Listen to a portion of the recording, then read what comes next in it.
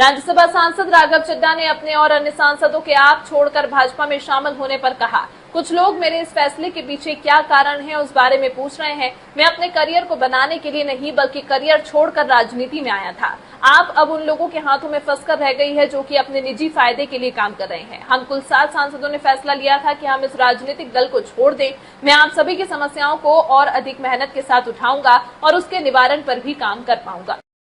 3 दिनों से आप सबके बहुत मैसेजेस आ रहे हैं। आप में से ज्यादातर लोग मुझे बेस्ट विशेस दे रहे हैं, कंग्रेचुलेट कर रहे हैं, और कुछ लोग मेरे इस फैसले के पीछे क्या रीजंस हैं वो जानना चाहते हैं। तो आज ये वीडियो उनके लिए और उन लोगों के लिए भी जिन लोगों ने शायद मेरी प्रेस कॉन्फ्रेंस नहीं देखी।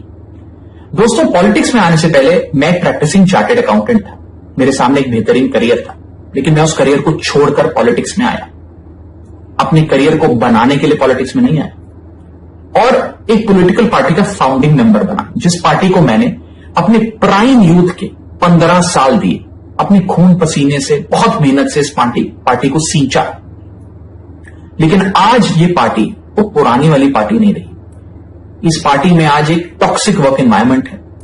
आपको काम करने से रोका जाता है, पार्लियामेंट में बोलने से रोका जाता है, और ये पॉलिटिकल पार्टी आज चंद करप्ट और कॉम्प्रोमाइज लोगों के हाथ में फंसकर रह गई है, जो अब देश के लिए नहीं, अपने निजी पर्सनल फायदे के लिए काम करते हैं।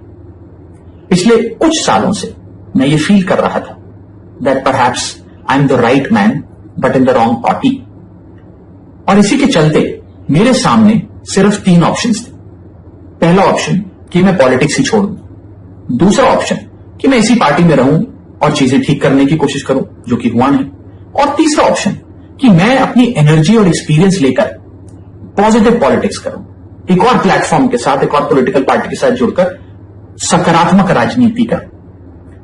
इसीलिए मैंने अकेले ने नहीं, मेरे साथ 1 नहीं, 2 नहीं, 3 नहीं, 4 नहीं, 5 नहीं, 6 और सांसदों ने, यानी कि कुल 7 एमपीज ने यह फैसला लिया कि हम अपनी इस पॉलिटिकल पार्टी से रिश्ता तोड़ते हैं।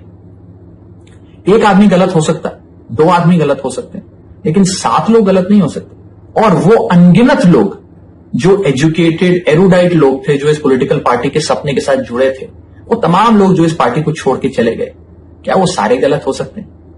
आप ऐसे समझिए, आप में से जितने ऑफिस गोइंग लोग हैं, यदि आपका वर्क प्लेस एक टॉक्सिक प्लेस बन जाए, उसका एनवायरमेंट टॉक्सिक हो जाए, तो आप कितना काम कर पाएंगे? क्या आप वहां काम कर पाएंगे? अगर आपको वहां काम करने से रोका जाए, आपकी मेहनत को दबाया जाए, आपको चुप कराया जाए, तो आप क्या करेंगे? उस स्थिति में सही फैसला यही है कि आप उस वर्क प्लेस को छोड़ दें। शायद हमने भी वही किया। अब में से बहुत सारे लोगों ने यह भी मुझसे पूछा कि क्या अब मैं वैसे ही आपके मुद्दे, ordinary problems of ordinary citizens उठाता रहूंगा या बंद कर दूंगा? मैं उन्हें विश्वास दिलाना चाहता हूं कि मैं आपकी प्रॉब्लम्स को लगातार और एनर्जी के साथ और जोश के साथ उठाऊंगा। और अच्छी बात यह कि अब हम उन प्रॉब्लम्स की सॉल्यूशंस को भी ढूंढ पाएंगे।